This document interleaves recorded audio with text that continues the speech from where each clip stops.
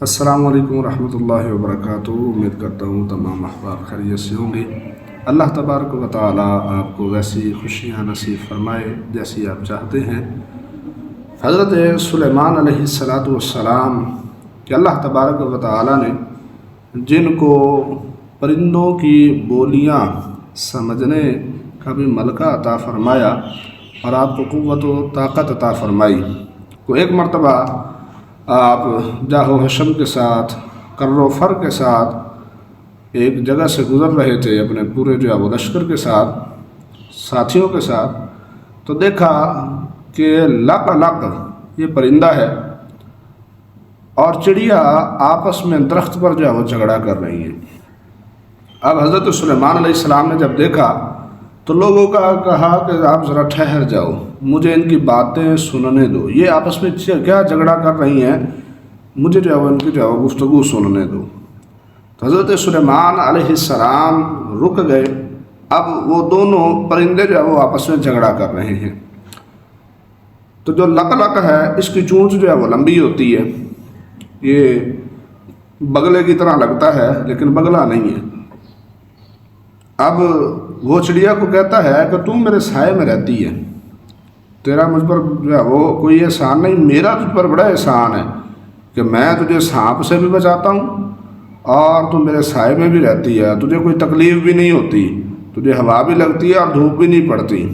تب چڑیا اس سے کہتی ہے کہ تیرا مجھ پر کوئی احسان نہیں ہے، میں تیرے سائے میں نہیں رہتی، اگر مجھے جو ہے وہ سانپ سے بچاتا ہے نا، تیری چونچ لمبی ہے تو میری چونچ چھوٹی ہے، یہ چمٹیاں یہ کیڑے مکوڑے جو ہے وہ یہ تجھ سے نہیں پکڑے جاتے، تو میری چونچ چھوٹی ہے تو میں اس سے تیرے بچوں کا اور جو ہے وہ تیرا بھی جو ہے وہ تیری حفاظت کرتی ہوں، تو اس وجہ سے تیرا مجھ پر کوئی احسان نہیں ہے۔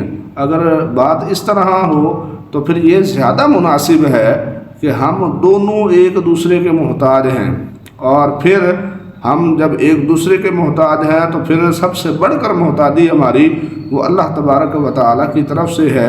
تو حضرت سلیمان علیہ السلام نے جب یہ گفتگو سنی تو آپ کو چڑیا کی یہ گفتگو بڑی پسند آئی کہ جو ہے وہ ہم دونوں ایک دوسرے کے محتاج ہیں۔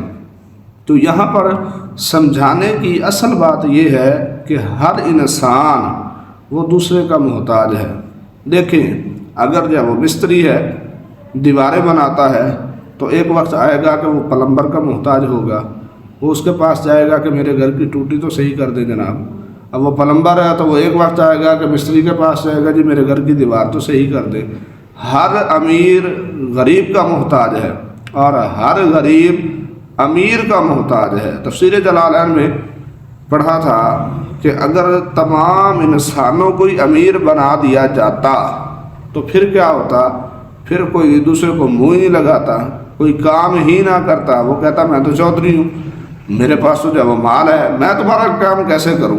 تو یہ امیر غریب بنائے گئے، اس میں بھی بڑی حکمت ہے کہ یہ ہماری باتیں مان لیتے ہیں اور پھر ایک دوسرے کے محتاج ہیں کہ جو ہے وہ غریب امیر کا محتاج ہے کہ اسے پتہ ہے کہ یہ کام کروائے گا مجھے 4 پیسے مل جائیں گے، اور امیر غریب کا محتاج ہے کہ اسے پتہ ہے کہ میں نے کام کروانا ہے، تو وہ کسی امیر کو تو نہیں جا کر کہے گا کہ جناب میرے گھر کا کام کر دیں، مزدوری پر آ جائیں۔ تو بات اصل میں سمجھانے کی یہ ہے کہ ہر انسان دوسرے کا محتاج ہے اور ہم سب محتاج اللہ تبارک و تعالیٰ کے ہیں۔ تو کسی بھی انسان کو ڈیگریڈ نہیں کرنا چاہیے، اس کی جو ہے وہ بے عزتی نہیں کرنی چاہیے، بلکہ ہر انسان مسلمان کی جو ہے وہ عزت افزائی کرنی چاہیے، اس کا دل سے احترام کرنا چاہیے۔ یہی جو ہے وہ آج کا سبق ہے۔ اللہ تبارک و تعالیٰ آپ کو خوشیاں نصیب فرمائے۔ چینل پر نئے ہیں تو سبسکرائب لازمی فرمائیں۔